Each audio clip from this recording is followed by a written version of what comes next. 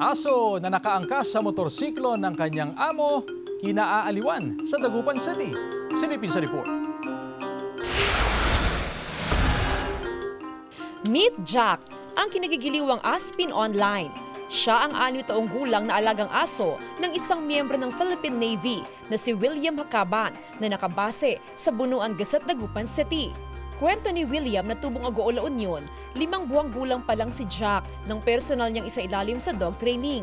Mabilis daw matuto si Jack at dahil malapit sila sa isa't isa, kasama na rin ni William si Jack tuwing siya pumapasok sa kanyang trabaho. Hanggang sa nag 2 years siya at sinubukan kong isakay-sakay sa motor hanggang sa prinaktis ko siya na parang tao na rin na kusa na siyang sasakay na nagsusolo hanggang sa kumapit.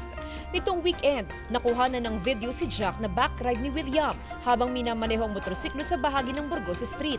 Pinusuan ng ilang netizen ang video ni Jack at ng kanyang for that.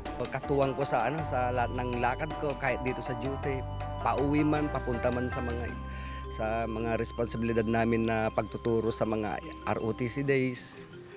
Bale, nakakagaan rin ng loob pagka may bagay na may alaga tayo, nakaka-anti-stress din siya.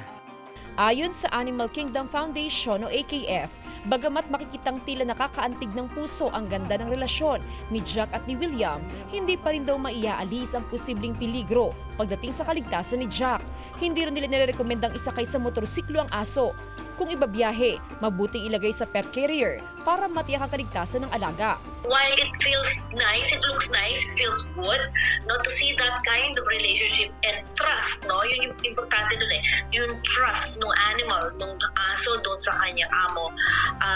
Safety and welfare issues mandates that dapat meron tayong proper restraint and proper transport facility katulad po ng cage or pet carrier na tinatawag natin if we want to transport our animal or our pet using the motorcycle or any other vehicle. Tiniyak naman ni William na sa tuwing kasama niya si Jack ay number 1 priority niya ang kapakanan at kaligtasan ng kanyang alaga.